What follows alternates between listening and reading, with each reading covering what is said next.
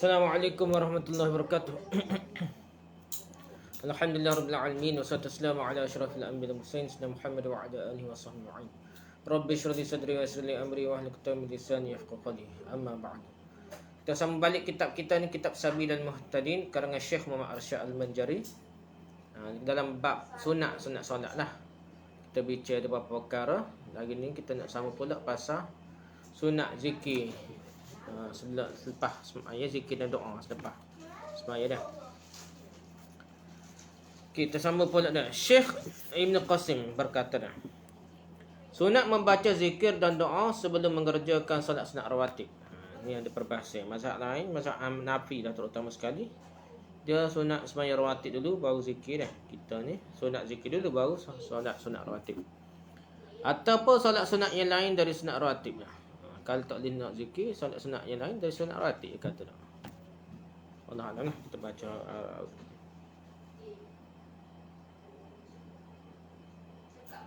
dahulu daripada mengerjakan sembahyang sunat rawatib atau lain daripada rawatib, kata senang. Bukan ni dah. Bukan gini. Maksudnya solat sunat, maksudnya kena zikir dan doa dulu sebelum sembahyang sunat, tak kira lah rawatib kau sunat hajat kau apa gitu ke ada dia dah. Dia tak boleh pakai terus sembahyang dah, biar ada jarak antara sembahyang sunat dengan sembahyang fardu. Antara pembezanya, penjarak dia ialah dengan doa zikir lah, zikir dan doa dah. Asnawi berkata dalam kitabnya bernama Muhimmat, telah ditentukan oleh Rafi'i tentang sunat memperbanyakkan membaca zikir dan doa itu bersama-sama dengan makmum atau solat sendirian. Jadi zikir itu kena banyak lah. Tak kira lah dia berimam ke, makmum ikut imam ke, ataupun bersama imam ke, ataupun munfarid, ataupun dia semaya sore ke, dia zikir sore. Kalau tak, ataupun zikir sore-sore dia tanpa dia semaya Jumaat pun, dia zikir sore-sore dia pun tak apa dah. Munfarid dua pun tak apa. Tetapi bagi imam, bukan munfarid solat farid, zikir sore-sore dia. Walaupun sembahyang Jumaat dia boleh zikir sore-sore dia, kalau tak zikir bersama tu imam pun dah. Adapun imam, maka disunatkan bagi imam membawa apa? Dan doa intah. Gini kita dah. Jadi dia pendek, doa zikir tu imam jangan panjang sangat. Dan apabila seluruh makmum telah keluar, maka imam yang membaca terus doa dan zikir dah.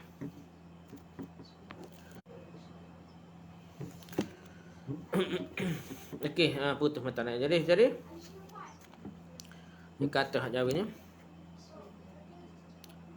Dia kata dengan singkat bila keluar. Jadi dia gini cerita dia dah. Kalau kita tengok hadis tu baru kita faham ni. Nabi ni zikir dia sebenarnya nak bagi perempuan tu balik dah. Dulu sembahyang Jumaat ramai. Kalau perempuan tu sembahyang Jumaat sekali, dia tidak tunggu tu imam doa zikir dah. Betina ni ataupun Nabi pun tidak doa berjemaah ramai, zikir lah dulu dah. Zikir tu adalah, tapi doa ramai tu tak semesti selepas sembahyang tu Nabi zikir doa ramai, tak ada yang sahih lah. Nabi mesti doa lepas sembahyang tu. Cuma Nabi ni dia zikir dulu, betul nak suruh perempuan keluar dulu dah. Zaman Nabi dulu masjid tu satu pintu saja, jadi orang perempuan klik dulu sembahyang. Lepas tu barulah bergerak Nabi dah. Lepas tu jatuh baru bergerak lah, gitu lebih kurang lah. Syekh Ibn Hajar pula berkata dah, bahawa yang lebih baik bagi imam apabila telah memberi salam, cepat-cepat berdiri dan pulang ke rumahnya kalau tidak ada perempuan. Itu pula dah. Ini Ibn Hajar Al-Hatami dah. Lepas beri salam, berdiri ia pulang kepada tempatnya dengan segera dah. Jika tidak ada perempuan. Jika tidak ada perempuan dah, ataupun khunsa. Orang khunsa, orang yang ada dua anak kelamin di belakangnya. Jadi matlamat zikir ni nak suruh ada peluang bagi perempuan ataupun khunsa ni, dia boleh keluar lah dulu dah. Dia balik dulu, tak boleh bertemu dengan lelaki lah. Dah. Maka hendaknya dibawanya zikir dan doa itu di rumahnya, melainkan pada salat subuh. Moleknya dia zikir rumah dah, bukan zikir ramai dah. Kecuali sembahyang subuh dah. Ni dah. Ada orang kata tak zikir ramai ni Wahabi lah ke apa, tidak betul dia. Kita tengok kita fiqh ni. Setengah orang kata dia tak boleh baca kitab dah. Ni dah belajar dengan buku, belajar dengan settle lah ke apa dah. Dan kita tengok ni kalau kita baca dah. Dan kitab besar lah, kitab-kitab mazhab Syafi'i sendiri pun kita tengok betul-betul serati dengan hadis dan serupa lah kata-kata Wahabi pun tidak jauh beza lah dah. Hampir sama. Iaitu zikir ni kaedahnya tidak zikir bersama-sama imam dah. Nak belajar dengan imam tu, hak lain tu kena sendiri lah. Tak imam pun dia kata molek tu bekah bangun lalu, klik lalu gemuk ke, klik lalu bilik dia ke, tak perlu dia bersama-sama dengan makmum dia. Makmum tu zikir masing-masing dah. Kita melainkan pada solat subuh saja dah. Maka sungguhnya sudah mengerjakan subuh, duduklah dan membaca zikir dan doa dan atau wirid-wirid lain sampai terbit matahari. Tapi kalau sembahyang subuh ya, moleknya sampai terbit matahari nah. Demikian juga berlaku pada dalam salat maghrib dan asar. Kerana diterangkanlah hadis pada kedua salat ini nah. Ada cerita nah. Demikian yang tersebut dalam syarah ubat. Syarah ubat tu dia kata gitu dah.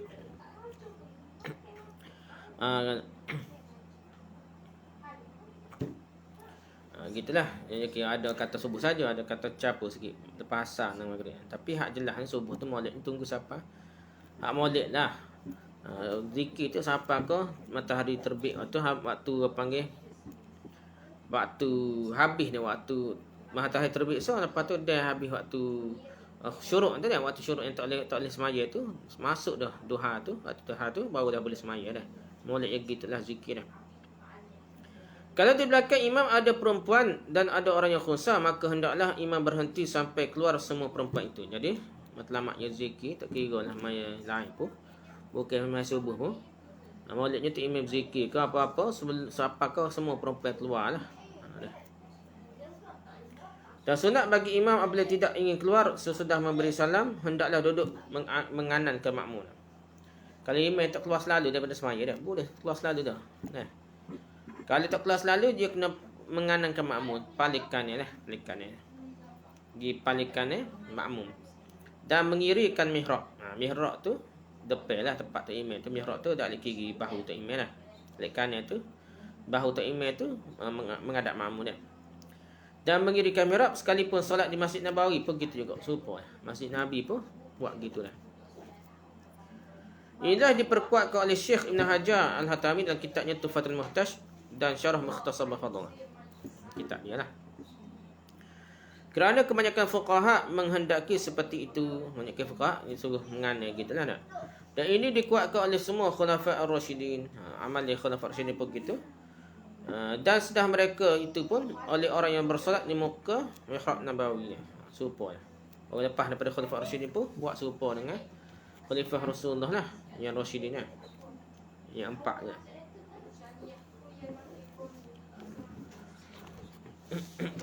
Lagi maka tidak dapat seorang jua pun yang menyalahi yang telah diperbuatkan oleh mereka. Jadi tak ada.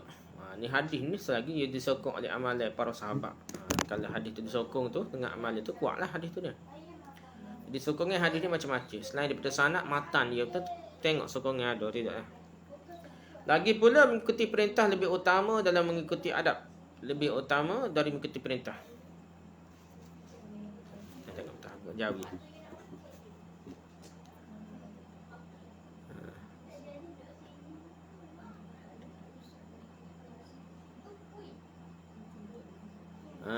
Kerana berpegang atas bahawasanya imtithal al-amr tu itu terutama daripada sulukul adab. Tu dia hak tu benar ni. Jadi mengikut perintah lebih utama dari mengikut adab. Gitu benar ni. Bukan dari mengikut perintah ni lebih utama dari mengikut adab. Pasal ramai orang ajar kata adab lebih utama. Contoh juga wujud utama sekali. Ibn Abbas lah. Ibn Abbas ni ada dua riwayat sebenarnya. Satu riwayat tak cerita gitu. Satu riwayat cerita Ibn Abbas ni Nabi sudutkan ni dia undur sikit. Undur sikit. Lepas Nabi ni tak dia alik betul-betul kan dia undur sikit. Lepas Nabi tanya, dia kata dia rasa tak layak lah setarah dengan seiringnya dengan Nabi lah. Sebab itu Nabi dia ni bukan Nabi kita lebih kurangnya. Tu dia kata mengutamakan adab. Lepas tu ada hadis lain cerita memang Ibn Abbas duduk tepi Nabi tak turun pada ke bawah ni. Jadi setengah-setengah tu dia kata utamakan adab. Antara hujah lagi digunakan contoh Sayyidina dah. Nabi tak pernah hajar Allahumma salli ala Sayyidina Muhammad ni. Tak kira dalam semaya apa atau luar semaya. Dari segi ajaran Nabi tidak gitu dah. Cuma nak adalah syair-syair sahabat, ada beberapa sayyid, ada Nabi tak beri, ada Nabi biarkan kita lebih kurangnya dah. Ada hak Nabi larang beberapa sayyid ni. Nah. La tusayyidu ni apa Nabi tak beri beberapa sayyid dah pada Nabi dah. Cumanya kalau ada tambah la tusayyidu ni jangan beberapa sayyid dalam semaya tu fi solah tu. Hadis tu hadis yang palsu dah. Dah, dia tak ada. Hadis tu tak cerita pasal semaya. Dia dengar orang tu beri sayyid tu ketika duk kecek biasa lah dalam masa duk buat syair ke apa tu beri sayyid dah. Nabi kritik lah hak tu je. Tak ada kaitan dengan semaya. Cuma Ibn Hajar Al-Asqalani dalam Fathul Bari dia kata tak boleh juga, tak molek makruh kebuh Sayyidina Allahumma salli ala Sayyidina dalam semaya. Ya kerana istilah tu baru timbul 500 tahun. Nah, lepas Nabi wafat. Nak yang bunyinya baru. Sebutan Sayyidina ni dalam semaya ni. Selawat dalam semaya buh Sayyidina ni baru dah. Ibn Hajar tak setuju, dia kata boleh buh dah. Lebih baik tak sebut buh dah. Ibn Hajar Asqalani ni ulama besar. Ulama hadis besar bermazhab Syafi'i ni. Gitulah. Ada setengah kata Nabi tak suruh bawa Sayyidina pun, ia berhujah boleh coba baca Sayyidina, selawat Sayyidina dalam semaya ni. Kerana adab lebih utama dari mengikuti perintah. Tu hujah dia ni. Tapi sini terbalik lah. Sini siapa dia ayat ni?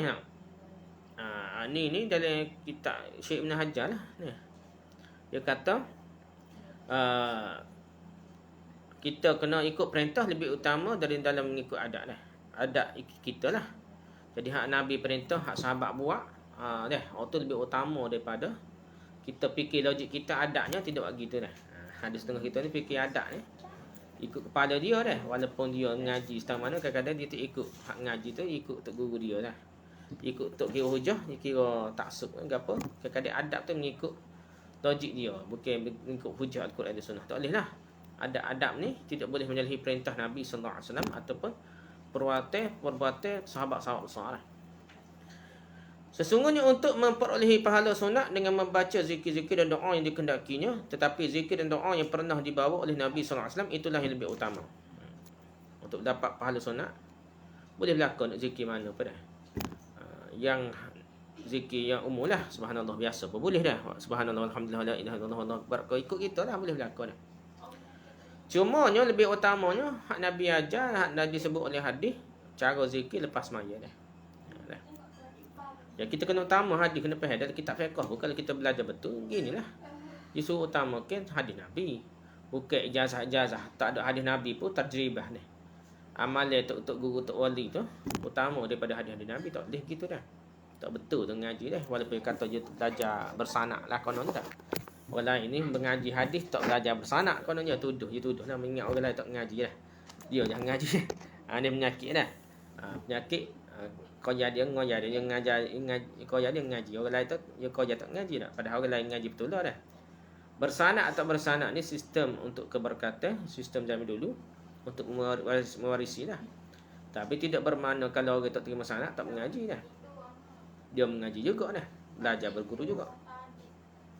Betul dah. Jadi sekali yang lebih utama ikut sunnah Nabi, zikir yang sahih daripada Nabi dah. Bukannya ambil sanak tok guru, zikir lepas maya, zikir gini. Hadis ni tak ada sandaran hadis. Hanya tok guru ambil tajribah dia, amal itra dia ataupun dia boleh daripada mimpi dah. Kadang-kadang ada benda yang dipertikaikan dah. Macam mana nak janji pahala besar setengah mana tanpa daripada Al-Quran dan Sunnah yang sahih dah. Kalau tidak kan tok guru setengah mana hebat ni dapat daripada mimpi pun tidak sahih, tak boleh jadi satu pegangan dah. Oleh sebab itu yang utama tetap dari zikir-zikir yang sahih, yang sabit daripada hadis-hadis. Antaranya zikir lepas maya kena ikut hadis Nabi lebih afdal, lebih selamat, lebih menenangkan jiwa, lebih yakin. Dan yang bukan dibawa oleh Nabi, itulah lebih utama dari dan yang lebih utama dari yang bukan dibawa oleh Nabi, kerana yang datang dari Nabi lebih diharapkan pengabulan dari doa yang berasal dari orang lain. Zikir ke doa tu lebih diharapkan Allah terima daripada zikir hak Nabi ajar. Doa pun lebih baik hak Nabi ajar, hak Nabi ajar daripada kita zikir dengan dari doa yang berasal daripada tok wali, tok guru mana, tok alim mana. Oleh sebab itu kaedah dia jangan beri ijazah sanak dulu sebelum bagi tahu hadis. Ni beri sanak pakai serban. Hadis mana hadis cara Nabi pakai serban? Tak sebut sikit abuk ni. Ni beri ni sanak cara pakai serban. Mana hadis? Nabi pakai serban kan. Baca hadis dulu ke habis. Kalau ni sanak ni, gitulah pegang tidak sekemah hadis. Hadis dan kemah ni timbul isu pula dah. Hadis ni tak boleh percaya dah, zon saja dah. Hadis ni tak boleh yakin lah. Ni jenis karut, jenis anti hadis ni. Jadi gitulah keadaannya. Kerana berkah Nabi SAW lebih berkah lah. Jadi kita doa daripada zikir Nabi, zikir daripada zikir Nabi, doa daripada doa Nabi, Nabi buat tu lebih berkah, lebih berkah. Dan sebahagian dari zikir-zikir yang diriwayatkan oleh dari Nabi SAW ialah dengan membaca astaghfirullah, astaghfirullah, astaghfirullah 3 kali. Sini pun ajar gitu. Tengok ni kitab Sabilul Muhtadi ni bukan kitab biasa ni dah. Kitab kalau kira Jawi ni muktamad lah. Kitab Sabilul Muhtadin, kitab Buriyatul Tulab dah. Kalau ngaji pondok ni kitab yang kira kitab muktamad lah dah. Peringkat orang Melayu ni dah. Peringkat Arab lah Tuhfah gapo dah. Kitab ni pun banyak rujuk, kitab Tuhfatul Muhtaj, Nihayatul Mustaj, Muqaddimul Mustaj. Kitab-kitab syarah Minhajul Talibin yang muktamad lah. Jadi kita tengok kita ajak astaghfirullahaladzim la ilaha illallah. Panjang-panjang kita tak baca dah. Tapi ajarnya astaghfirullah, astaghfirullah, astaghfirullah. Gitu dah, 3 kali dah. Itu astaghfirullahaladzim alladzi la ilaha illallah hayyul qayyum lah, macam-macam lah panjang dah. Dia ada kitab kecil, saya tahu ada kitab kecil dah, saya pun belajar dulu dah. Tapi tak biar hadis dan kitab tu tidak tidak besar lah. Apabila kita belajar kitab besar, mazhab Syafi'i bukan Wahabi ni, mazhab Syafi'i sendiri dah. Kita tengok yang begini dah, kitab Muqaddimul Muhtaj, kitab besar-besar mazhab Syafi'i ni. Dia ajar serupa dengan hadis Nabi. Tidaklah ajar hak macam tok guru kita untuk mengajar pondok hak panjang-panjang lah. Tengok astaghfirullah, astaghfirullah, astaghfirullah. Ikut serupa dengan hadis hak sahih. Kemudian disambung dengan membaca Allahumma antas salam wa minkas salam. Tengok.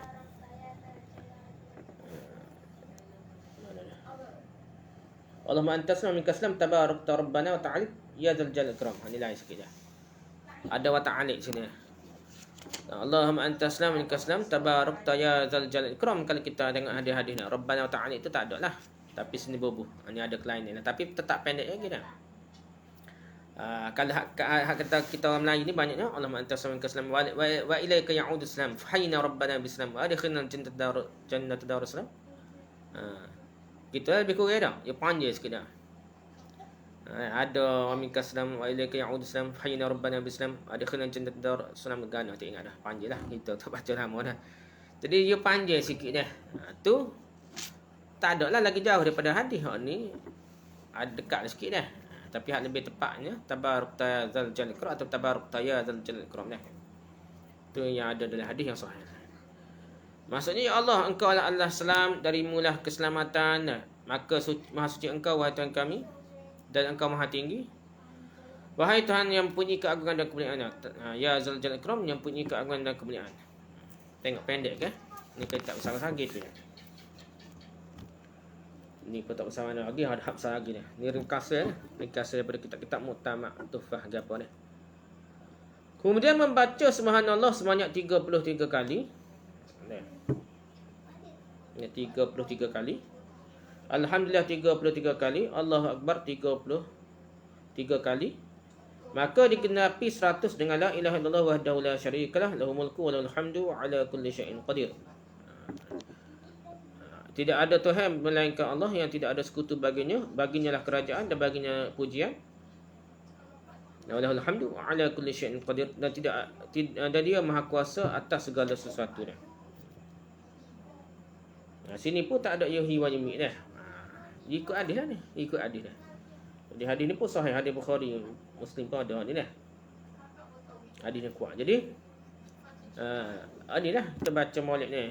Ikut sunnah Nabi dah. Sini pun tak ada. Kata kita ni untuk ngaji ada dah. Tengah-tengah celah-celah tu boboh dah.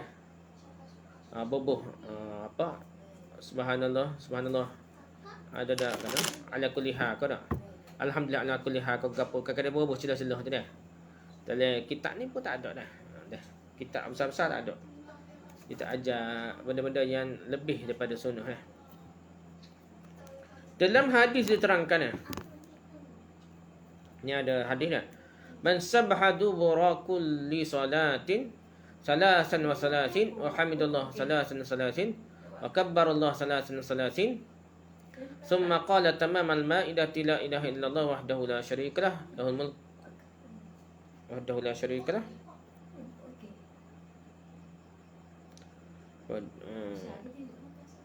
wahdahu ila qawli wahdahu la ila qawlihi qadir. Maksudnya sampai habis lah. La syarikalah ila qawlihi qadir. Maksudnya ala kulli syai'in qadir lah. Wa ghafirat khatayahu wa in kana misla zabadil bahr.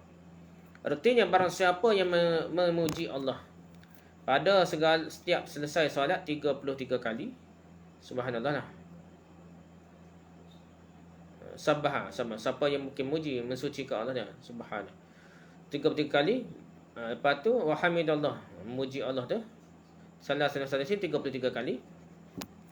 Wa kabbarallah salasan dan mengucapkan takbir sebanyak 33 kali. Summa qala tamamal maidah. Kemudian disempurnakannya 100 dengan membaca la ilaha illallah wahdahu la syarikalah sampai habislah dah, sampai qadir dah. Diampunilah segala dosanya sekalipun seperti buih di lautan. Hadis riwayat Bukhari Muslim daripada Abu Hurairah. Hadis ni kuatlah. Hadis ni boleh yakinlah, kena yakin dah. Ada kata mungkin perawi siqah atau penipu dah. Kalau pakai buah tu habis tolak hadis dah. Kita kena percaya dah. Cuma percaya dia pemeh dari segi hukum akal tidaklah percaya 100%. Seperti kita percaya tawatur Quran tu. Memang dah, tapi keadaan kita tak boleh kecek, tak boleh percaya, kena kecek boleh percaya dah. Dan wajib percaya. Pasal itu tegakkan dengan hujah, dengan kaedah-kaedah ilmiah untuk menyebabkan kita kena percaya dah. Kita percaya orang nak cerita kita, orang berita di TV seobar dah. Tahu mana kuat dah berita tersebut. Kita nak percaya dah. Oh, dia lebih kuat, cara kaedah ilmiah lebih kuat daripada cerita dari seobar dah. Cerita dari KKM dah, Kementerian Kesihatan Malaysia dah. Cerita orang lain tak boleh percaya. Cerita KKM ni, maksudnya dia nak percaya dah pasal dia kata dia boleh tapih berita palsu dah. Setara tu pun tidak sehebat sistem sanak dalam Islam ni, dalam mengungkapkan ucapan Nabi jauh lebih ilmiah ni. Kena percayalah, apa tak percaya ni kan.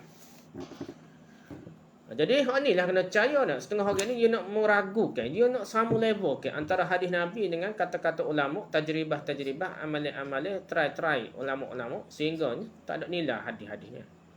Kadang dia lebih suka memberikan ijazah sanak-sanak ni, zikir-zikir amalan tertentu, pakai serba tertentu ke, yang tidak ada sabit dengan hadis Nabi, yang dia tekan sangat tu, beri ijazah sanak tu begitu lebih daripada hadis Nabi yang ada sanak.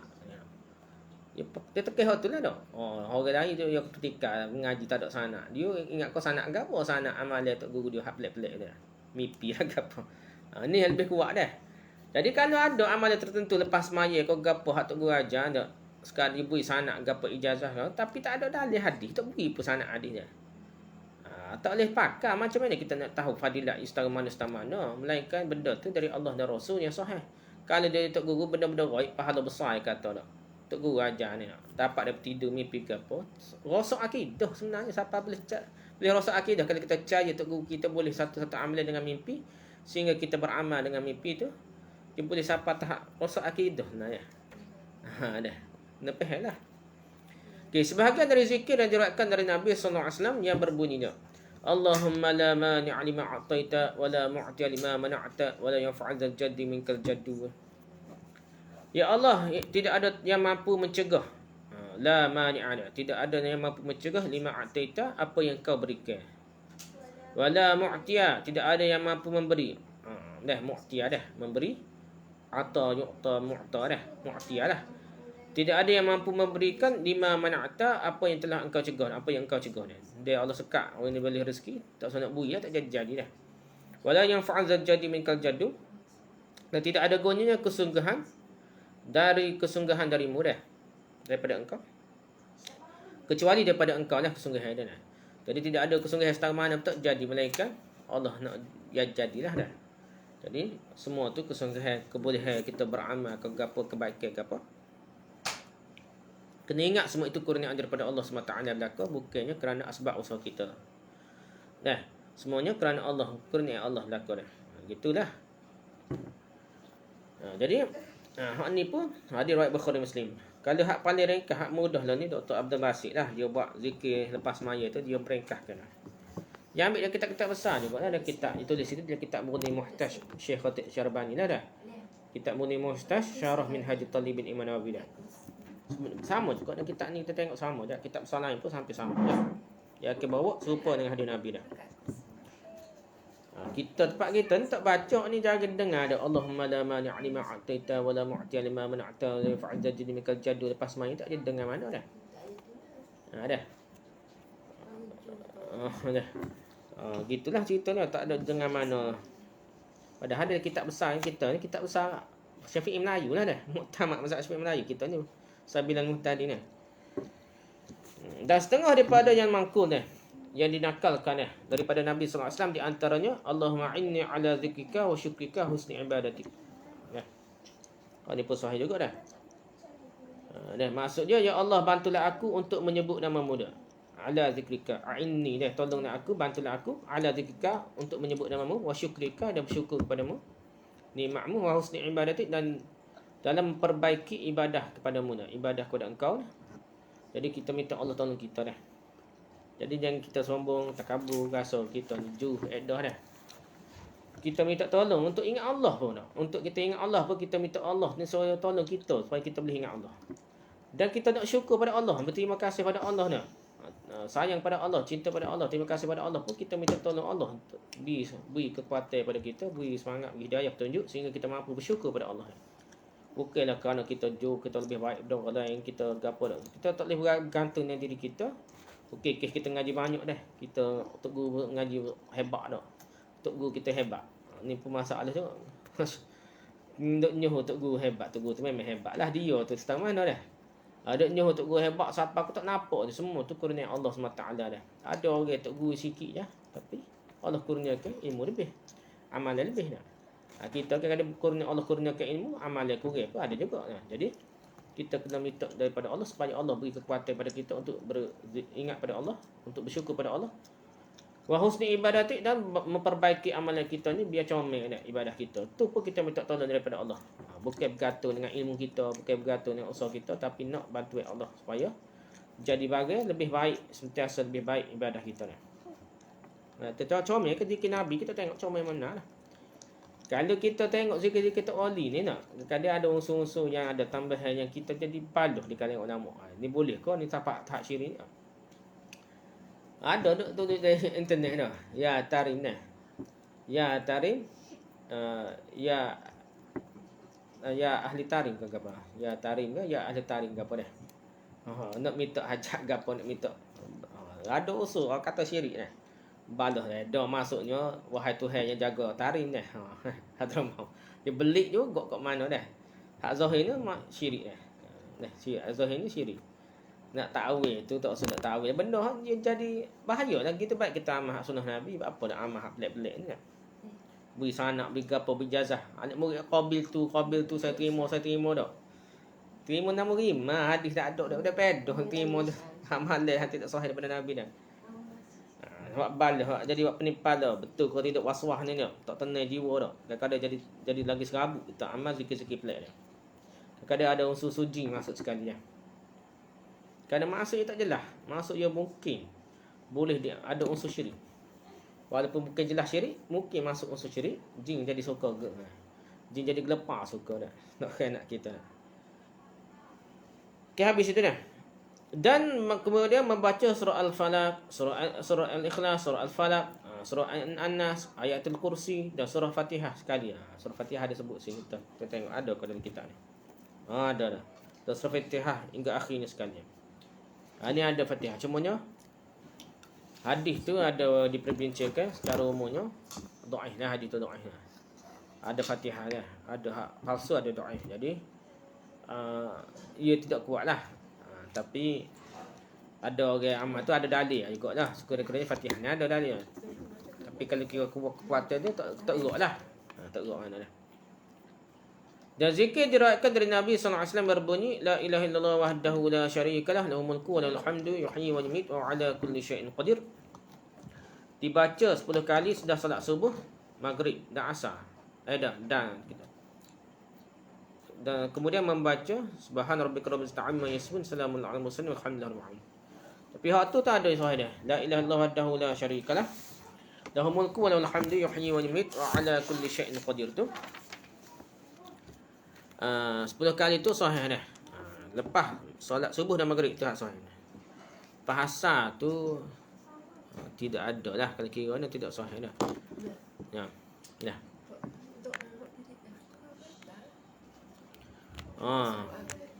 Boleh juga. Ada Dr. Basik buat PDF tu boleh juga dah. Kita hantar lepas ni. Lepas tu dah.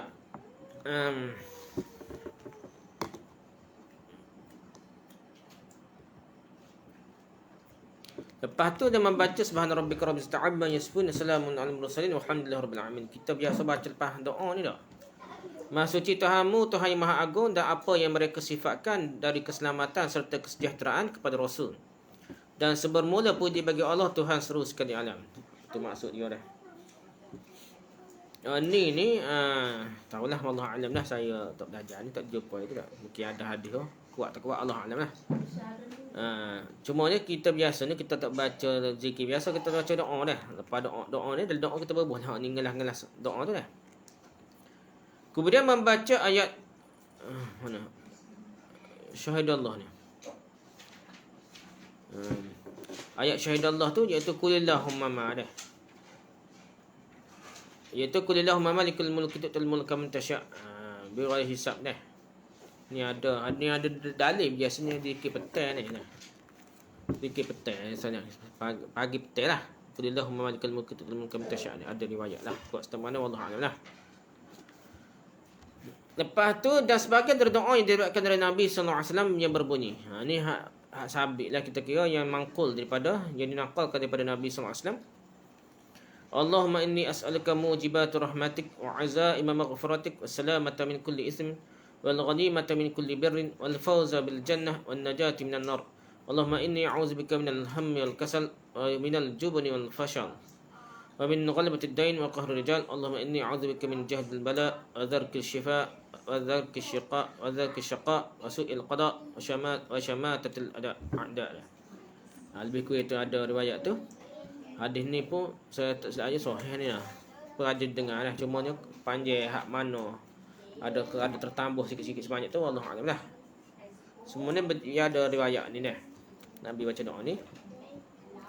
Cuma tak tahulah kalau ada tambah sikit sebanyak mana sebutir dua, tak tahulah dah. Okay, maksudnya artinya, ya Allah, aku memohon kepadamu akan kepastian rahmatmu dia, mujibat rahmatik. Wa azaima maghfiratik, ketegasan keampunanmu, keselamatan dari segala dosa, wassalamata min kulli ismin, keselamatan daripada segala dosa, wal ghanimata min kulli birrin, memperolehi segala yang baik dah. Ghanimah ni biasa terperai dah. Ni segala kebaikan dah. Mendapat kemenangan dengan syurga, wal fawza bil jannah. Dapat kemenangan syurga dan terlepas dari neraka dah. Wan najati minan nar. Allahumma inni a'udzubika, ya Allah, sungguhnya aku mohon perlindungan dari Allahumma inni a'udzubika minal hammi, daripada keraguan dah. Wal kasal, malas. Wa minal jubn, pengecut, jubun dah. Wal fashal, kegagalan. Wa min ghalabatid dain, dan daripada banyak hutang. Dah, dikuasai hutang dah. Wa qahrul rijal, dan penganiayaan orang yang kuat dah. Ya Allah, Allahumma inni a'udzubika, aku minta perlindungan pada engkau, kepadamu, min jahdil bala, bala bencana dah. Wa zarqis syaqa, iaitu kemelaratan. Wa su'il qada, nasib yang buruk. Wa syamatatil a'da, dan serangan musuh dah. Itulah doa dia dah. Doa dia kita jauh ni tak ada dah. Kita rumah ada terjemahan. Inilah yang dicantumkan oleh Syekh Ibn Hajar dalam kitabnya Syarah Mukhtasar Bafadul. Dari kitab Ibn Hajar Al-Hatami dah dah. Dari beberapa macam zikir-zikir dan doa-doa yang diriwayatkan dari Nabi SAW, selain dari yang disebutkan dalam kitab Radhatul Talibin Imam Nawawi dah. Dan kitab-kitab yang lain yang susunan atau urutannya saja yang berbeza sedikit. Jadi kadang-kadang. Jadi zikir ni sekarang lagi kena ingat. Riwayat pelbagai tak cerita, kadang-kadang tak jelas mana so dulu mana kedia. Jadi kita ni kalau nak mendahulukan ni pun boleh. Tukar-tukar boleh. Kadang-kadang kita dahulu ayat kursi, kadang-kadang kita pelewat ayat kursi ni. Kadang-kadang zikir subhanallah 33 kali tu dulu, kadang-kadang ni dulu pun tak apa, tak kisah dah. Sebabnya tidak ada kejelasan urutannya dah. Dan hadis tu tak cerita lah urutan apa. Kadang-kadang hadis ni cerita ni saja, ada ni cerita saja, tak cerita semua zikir tu dalam satu hadis tidak. Tak tertib tak apalah, sebabnya tidak jelas. Hadis tu tak cerita secara tertib pun dah.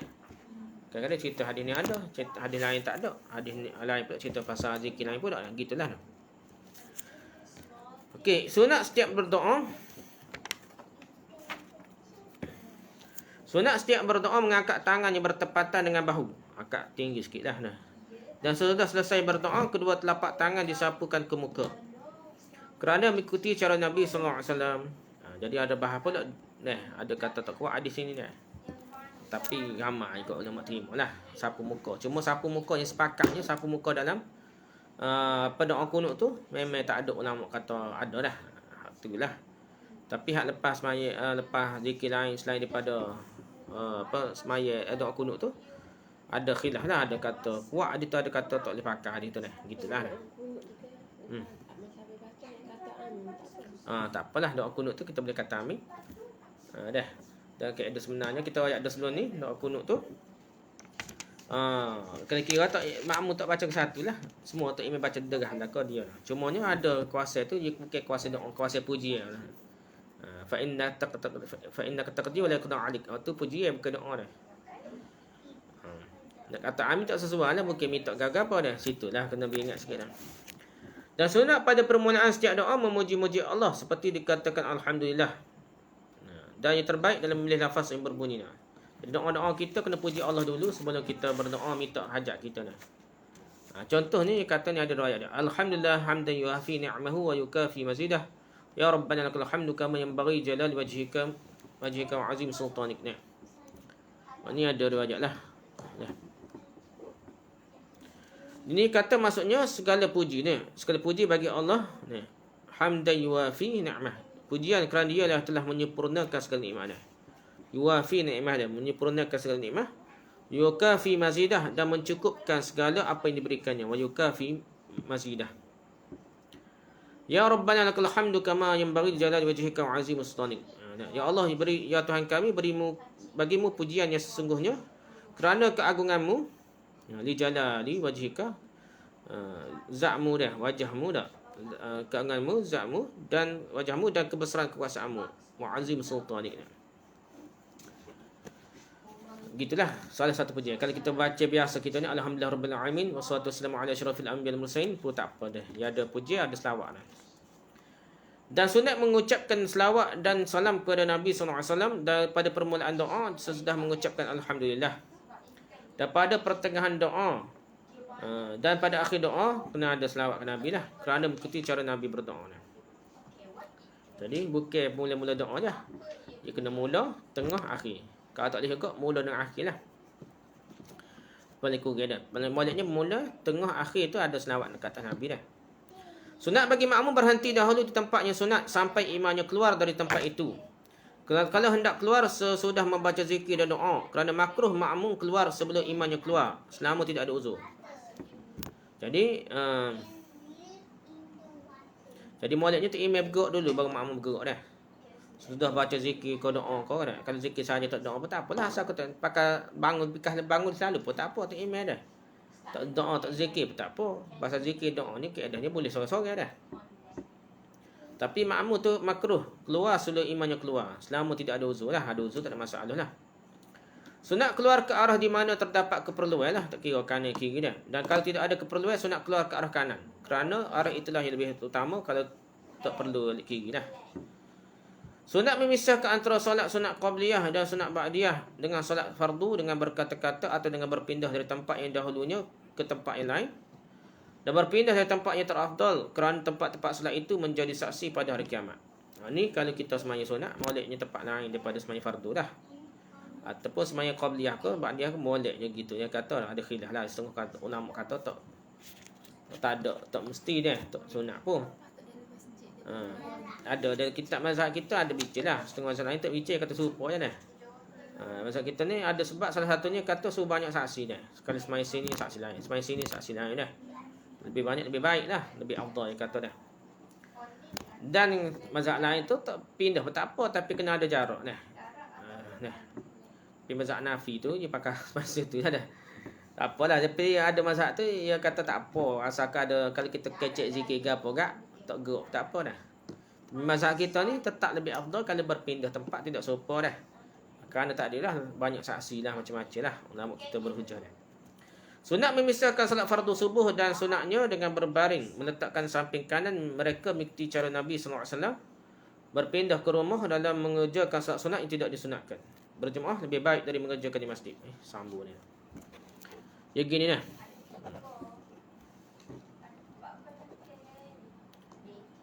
Jadi dia kata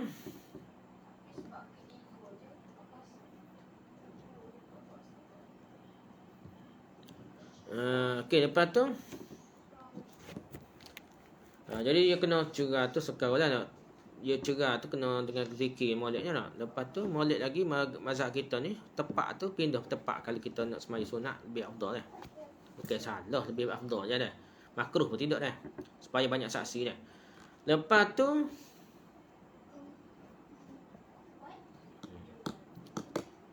ni nak subuh ni ada bahan dah.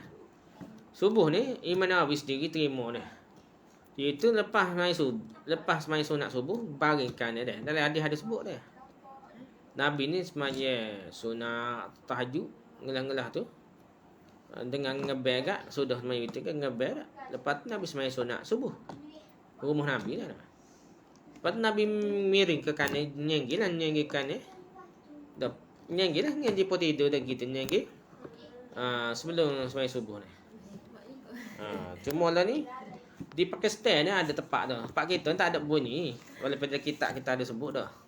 Tempat lain kita tak dengar, tapi di Pakistan tu bukan mazhab Syi'i kira dah. Tapi dia ikut supaya Imam Nawawi dah. Imam Nawawi berkata molek dah. Nyenggi kanan, nyenggi dah. Cumanya ulama-ulama bahar pula dah. Nyenggi ni apa nyenggikan ni sebab Nabi ni semalam lama tahajud dah. Mai apa subuh. Ngebel subuh. Mai sunat subuh. Letih kat nak betul agak. Gitu ceritanya. Betul agak rehat mata. Kita ni tak semalam tahajud tiba-tiba nak nyenggi juga tak kena modal dah. Tu ulama bahar ni dah. Mai sunat pun kalau bangun tahajud pun sikit dah. Tak pada nak nyenggikan dia dah. Jadi ada ulama bahar ikut cara Nabi pun biar ikut cara perhabis, jangan ikut cara sekerak dah. Biar sembahyang tahajud tu serupa Nabi dah sikit tak lama dah. Sejam 2 jam. Paling kurang dah. Ni main kita setengah jam nak nyenggi dah tak pada tak ada lenguh horak kita kata dah. Itulah tu pendapat ulama lah. Ni ada bahar lah. Lepas tu sembahyang sunat ni maulidnya solat sunat di rumah termasuklah solat sunat qabliyah subuh, solat sunat qabliyah ba'diyah molek di rumah berbanding dengan masjid. Gitulah. Nabi pun sembahyang sunat di rumah lah. Syekh Ibn Hajar berkata, Ibn Hajar Hatami berkata ini berlaku bagi orang berada dalam masjid sekalipun dalam Kaabah. Kita tengok. Tak benar ajar ni. Takut meninggal. Lepas tu jadi main sunat ni sunat buat rumah dah. Walaupun solat sunat berjemaah dah. Molek buat rumah berbanding dengan masjid tu keadaan hasar dia dah. Kalau kita sembahyang sunat pun molek buat rumah. Kata Syekh Ibn Hajar dan jikalau bagi orang yang dalam Kaabah dan dalam Masjidil Haram sekalipun kerana hadis Bukhari dan Muslim. Gitu maksud dia dah. Walaupun orang tu dia duduk dalam masjid dah pun dah. Ataupun dia dalam Kaabah. Kita tengok haram. Bagi orang yang dalam Kaabah ataupun dalam Masjidil Haram sekalipun. Masjid Haram biasa kita molek sembahyang sunat. Banyak dia orang main fardu pun banyak dah pahala 100,000 kali dah. Tapi kalau bab sembahyang sunat ni kata Ibn Hajar Al-Tami lah. Orang tak kata gitu kan. Dia kata tetap baik sembahyang di rumah ni berbanding dengan masjid walaupun Masjidil Haram.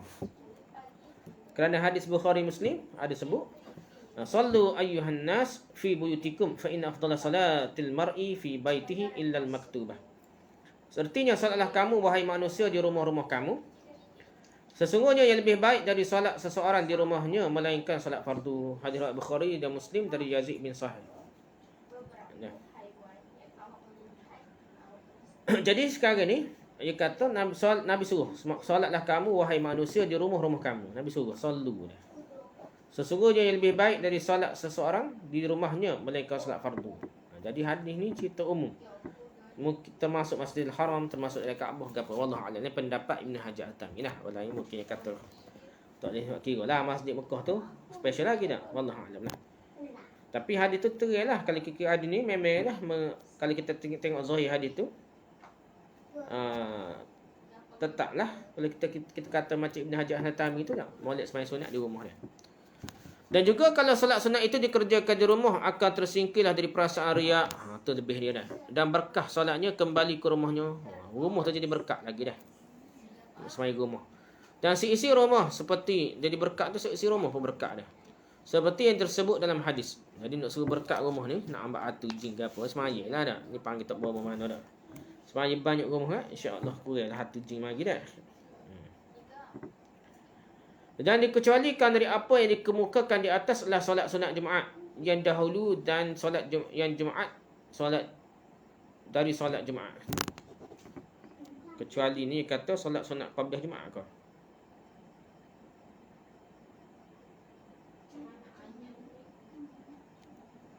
Tak tahulah, begitu lebih kurang dah. Ada khilaf pula bincang qabliyah Jumaat ni. Tak apalah. Solat sunat 2 rakaat tawaf. Molek di masjid lah, Masjidil Haram lah. Solat sunat duha.